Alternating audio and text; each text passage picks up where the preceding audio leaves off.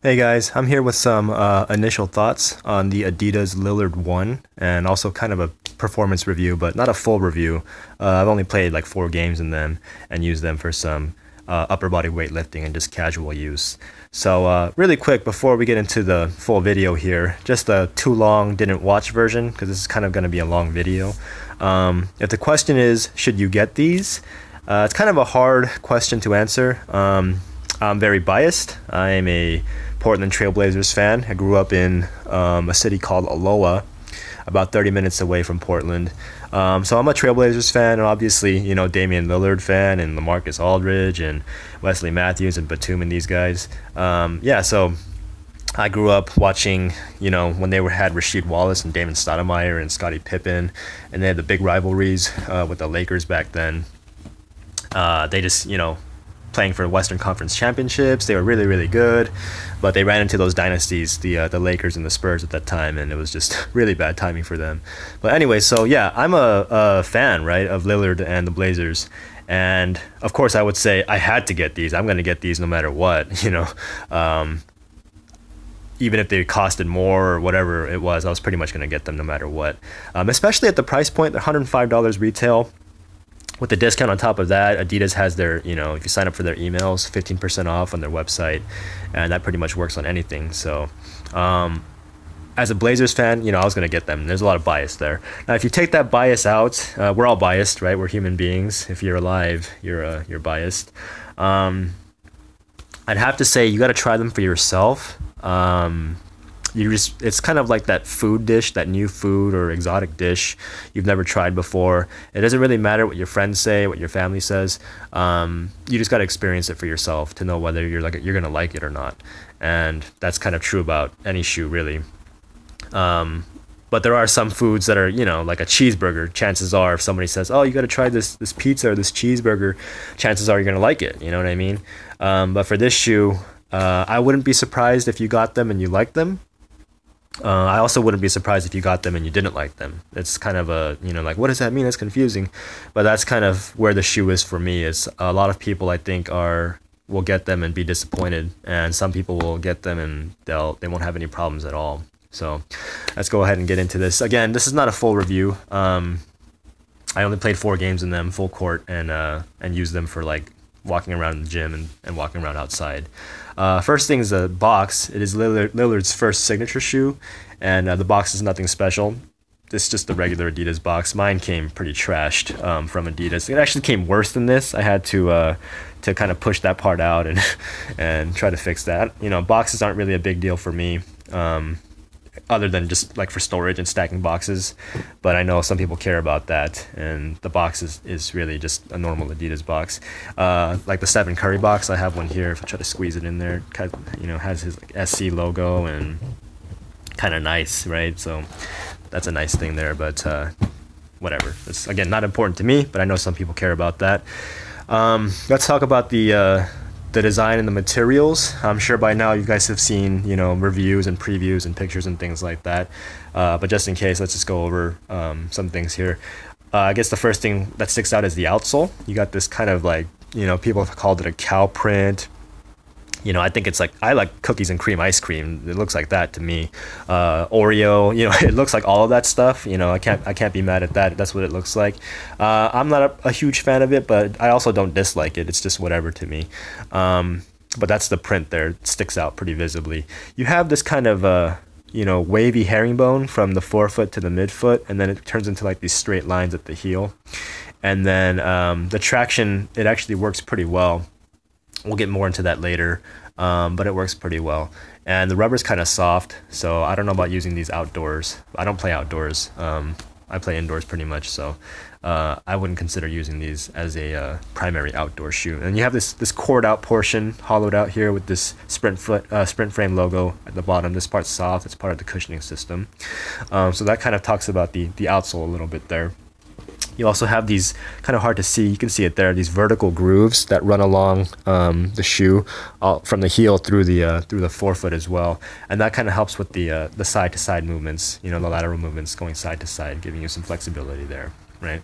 So there's your outsole. Then you have the full-length Adiprene Plus, right, the cushioning system. If you're curious about Adiprene Plus, the difference between Plus and just regular Adiprene, I guess I would compare it to Nike's Air system. It's kind of a bad comparison, obviously, because of Air. Air is very different from foam. But just to give you an idea, Adiprene Plus is like Nike's Zoom Air. It's supposed to be more like bouncy and springy and responsive. And regular Adiprene is just like Nike's regular Air, which is just kind of like that pillow air feeling, right? So that kind of gives you an idea of the difference between regular Adiprene and Adiprene Plus. And this shoe utilizes full-length Adiprene Plus. You've probably heard by now why Damian Lillard didn't want Boost. It's just to keep the shoe more affordable. I really like that. I remember Kevin Durant prioritized that with Nike around the KD 1, 2, and 3. Right before the 4, 5, and 6 really took off in terms of price points, and the 7 and 8 as well. I think the 8 is going to be something like $180. And if you consider the KD3 5 years ago was about, I think it was $85 retail, you're looking at his shoe basically doubled in price in that time. So I guess he kind of threw that out the window. Or actually, you know what's happening with Nike is they're changing their system now to make kind of like takedown versions, and like the KD Tray and the KB Mentality and this Hyper Chase. They're cheaper shoes that use their watered down technology, but it's more affordable for people. Anyway, that's a whole completely different topic. You got full length Adiprene Plus. You got this Sprint frame. It's basically plastic, okay, that runs around the shoe, and it says Sprint frame right there. I don't know if you can really see that. Yeah. There you go. It's supposed to keep your foot, locked in place. And we'll talk about that later on in terms of the fit. Then you have a bunch of different panels in the upper with different materials. You have this kind of print glossy leather on the toe box. Looks pretty nice to me. This kind of like patent leather that wraps around the heel, right? And then you have these different panels. I don't know, like nubuck or whatever it is. I'm terrible with material names, so sorry. With a bunch of perforations in the upper. So ventilation is one of the strong suits for this shoe. It has a ton of perforations around the upper. And then you have this kind of like this elastic band right here, this red part. And then this Tech Fit sleeve, kind of like an inner booty Tech Fit. It says Tech Fit, right there, right? That's kind of nice. This Tech Fit is what Adidas uses for a lot of their, compression clothing and gear, and you can see the perforations there in the tongue, this tongue area, I should say. So that's the inner sleeve there. That kind of covers the upper and the materials and what it's made out of. One thing I do want to point out is the use of double stitching. This is something that maybe older sneakerheads and performance, people, they can appreciate this use of double stitching. I think maybe a lot of younger people don't really realize it or care about it too much. But the upper has a ton of it, okay? In fact, it's pretty much all double stitching except for just this, I think this one area here where it's single stitching. But double stitching is very good. It's a good thing to have in a shoe. It's good to see it, it gives you the extra reinforcement and security. So less chance of something tearing or ripping or going wrong. So you'll see a ton of double stitching pretty much throughout the entire upper. Some shoes even use triple stitching, like the Black Ice, Brandon Jennings' first signature shoe. They use triple stitching in that shoe. So really, like, that's going to be a tough upper to rip or tear or anything like that. So it gives you a lot of support in these areas here with that double stitching, and I like seeing that, especially again at the price point. $105 with that double stitching is a really cool thing to see, right? Okay, so we got the upper covered. You have a bunch of little details here. The Dame, the asymmetrical logo. Dame on the right shoe, and then Adidas on the left, and then you got his logo on the left heel and the huge Adidas logo on the right heel. Cousteau did a great breakdown of what all this means. You could look at his breakdown. He's got a crew, I guess, called the Fly Guys. So you got the wings here, and obviously his initials, the D and then the L, Damian Lillard, and also like the 0 and the O's. He grew up in Oakland and he played college ball in Ogden, Utah. And obviously he plays for the Trailblazers in Portland, which is in Oregon, and then his number 0. On the left insole, you have his signature, right? Oh god, it's kind of hard to see. Sorry about that. The lighting is not so great. But you have his signature on the left insole, and then the right insole, you have his kind of 4-bar Friday. He has this, rap. He likes to rap on the side, I guess, and there's 4 bars. It's a message to a bunch of different people, thanking people for making his dream come true for his shoe. So that's kind of nice, but that's gonna come off if you wear that shoe, especially if you play in it. That's gonna go away pretty quickly. So it's a nice gesture, but you know, I don't really care too much about that if it's gonna just disappear anyways. Anyway, so that kind of covers just the visual aspects of the shoe. I think, again, you're getting a lot of shoe for $105. You are getting a lot of shoe, like a lot of different materials, and you know, some thought was put into the visual aspects and things like that, and some of the technology they're using is pretty good for that price point. Let's just talk about how the shoe feels and plays now. It's the step-in comfort is pretty good. It's a comfortable shoe. Okay, that's one of its strengths. In fact, it has a lot of strengths and then really only one weakness, which we'll talk about in a second. It's very comfortable overall. There's not a lot of, you know, there's a tech fit sleeve, right? So there's not a lot of chafing or pinching or irritation or anything like that. And the Adiprene Plus feels pretty good as a foam cushion overall. We're talking about casual use and for performance. Okay, it's a comfortable shoe. And everything else about the shoe is really good. The traction to me is good. It's just as good as the clutch fit drive, which is kind of like my standard shoe right now. It's the go-to shoe for me. In some ways it's better because I don't have to wipe as much. So I would say it's right up there, if not better than the clutch fit drive in terms of traction. Really, just going forward, backward, left, right, every direction, it's got you covered. The traction is great. It has pretty good transition, going up court, full speed, or just taking your time and jogging. Transition's pretty solid. And the court feel, it's kind of low to the ground. Obviously it's a guard shoe, right? So we want this thing to feel low to the ground. So transition and court feel are great. And the cushioning is nice. It's pretty responsive. I don't think the foam cushioning, I don't think Adiprene Plus is quite as durable as Micro G. So Micro G is still my favorite foam cushioning, if not favorite cushioning, period. And also I think Micro G does a better job of impact protection, like those hard landings and things like that. So, but Adiprene Plus is still solid. The cushioning is fine. And it's a lightweight shoe. It's not heavy at all. Really just everything about it is really good, except for the heel fit. Okay, that's, you know, no pun intended here, but the heel fit is the Achilles of this shoe. It is a serious weakness. For a lot of people, it just kills the shoe for them. Okay, now for me personally, I didn't have a lot of issues with it. I was worried that I would. What I did was I ordered my I guess my normal size, the size 10, and then kind of like a half size down, the 9.5, and upon trying the 10 on, I was like, oh man, these are true to size, like they feel fine. But then when I would lace them up and had my heel locked into the back as much as possible, there was too much room at the forefoot, and it felt like a clown shoe, you know what I mean? Similar to the original Hyper Rev. The original Hyper Rev, I got my size 10, my normal size, and if I could do it over again, I would go a half size down, just because I think it makes for a more efficient toe off. So I tried the 9.5 on in these, and I thought they would be really snug at the toe box, but they weren't really. And especially when I had them laced up and had my heel locked in at the back, there was enough space there. I thought, it would be a little bit cramped, and especially when you play, your feet swell and you're making a lot of cuts and side-to-side movements. A lot of times your toes will jam up against the left or right side and you'll get a lot of discomfort. But after 4 games, I didn't feel any discomfort here. So that wasn't really a problem for me. Again, I would say if you can, you got to try these things on.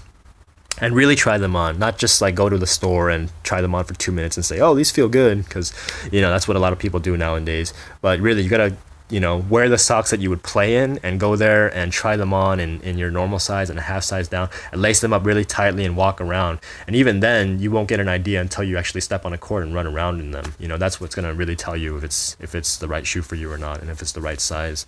So hopefully if that's a problem for you, you can hopefully get them from a place with a really good return policy. Okay, so again, I went with the half size down. Now the problem is this heel slip. The design to me is just really, maybe they went too casual, because I know a lot of players, including Damian, they want their shoes to be able to be worn on court and off. And this shoe to me is very good for off court usage, but on court. Me personally, I don't mind playing in them, and I don't dread playing in them. I look forward to it. But a lot of people have complained about this heel slip, because I think the design, the heel counter is not very high, and then when you put them on, you have a lot of space back here. Okay, you'll notice it. You just have a lot of space back here, whether you lace them up or not. That's just kind of a scary thing. So what you have to do, obviously, is lace them really, really tight. And when you do that, inevitably, you create a lot of lace pressure. And while I like the Tech Fit sleeve, it's also very, very thin.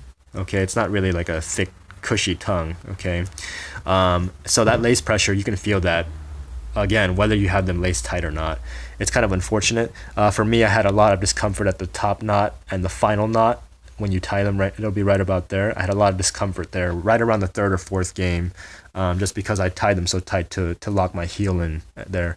Again, this issue is really, it's affecting a lot of people. I don't know what the thought process was when they were making this shoe, because that to me is just kind of inexcusable. Like, how do you get something like that wrong?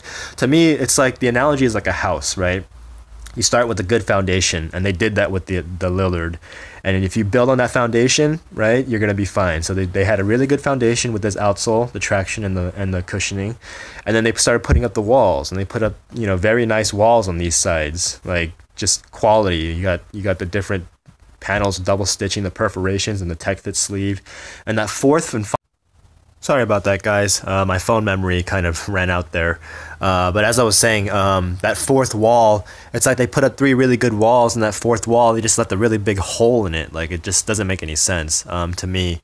I don't know if Lillard, maybe he double socks and uses like a ton of ankle tape or something like that. Just, there's a lot of space back here, and to me it just doesn't make any sense to spend so much time making a really well-crafted shoe everywhere else, and then just leaving this part the way that it is just, I don't know what the wear testing process was or what happened there, but it's very strange to me, very questionable. You know, the huge marketing campaign and everything that went behind this, it's just it's a really kind of a letdown there.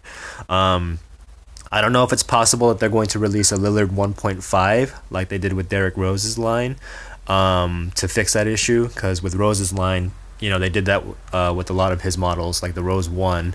There was a lot of discomfort in the heel area, and they kind of fixed that with the Rose 1.5. The Rose 2, the outsole, the traction pattern, it kind of sucked, and they really improved that with the Rose 2.5. So maybe they have that kind of plan in place for the Lillard 1.5. I don't know if that's the case. I hope it's not, because I think, you know, it's his first shoe, and really any shoe, they're going to spend a lot of time in development, and they should just make it good from the jump, right? So, but especially with Rose being out again, he's got a knee surgery, I think, and really poor guy. I feel for him. I hope he's going to be okay, but I think his career is going to be kind of impacted by all the injuries and surgeries and things like that. But who knows what's possible with the Lillard line? Sorry. But again, I think overall they just went too far in the casual direction and not enough in terms of the strictly performance. Again, you got to try these on for yourself. You might like them, you might not. I wouldn't be surprised either way. Again, everything is solid about them except for that heel fit. I personally didn't have a lot of problems with that heel fit, but I know a lot of other people did, so you could be in either boat. If you're getting them strictly for casual use, just maybe some light training. I wouldn't like squat or deadlift or weightlift, serious, you know, heavy lifting in these. I wouldn't do that in any basketball shoe. I see a lot of people in the gym, you know, squatting and deadlifting in air-based shoes, and I just don't get that. Like, I think you should use, you know, maybe some CrossFit trainers or some dedicated weightlifting shoes, which is what I do. But that's a different topic there. So again, if you're just getting these for light casual use or light training, you know, things like that, I think they're actually really, really good, and you can get them on discount, you know, with coupons and things like that. But if you're getting them purely for performance, for playing basketball, again, it's something that you just have to try for yourself and kind of see how they feel for you. Thank you guys for watching, and thank you for your time. If you have any questions or comments, please leave them, and I'll do my best to get back to you. And that's pretty much it, guys. Thanks. See you next time.